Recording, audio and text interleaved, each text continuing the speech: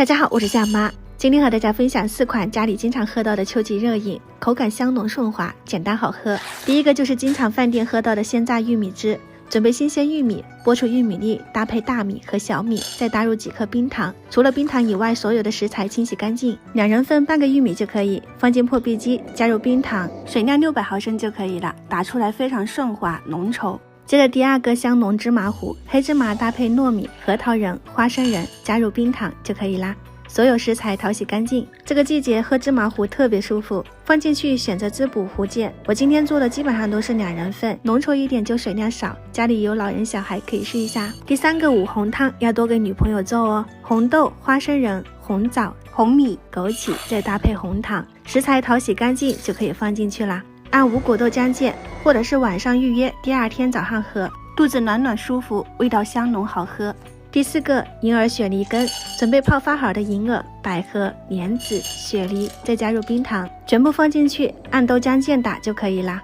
水量500-600毫升，浓稠度刚刚好，热气腾腾，喝起来非常香浓。这4种秋季热饮就都做好了，你更喜欢哪一款呢？都可以试一下。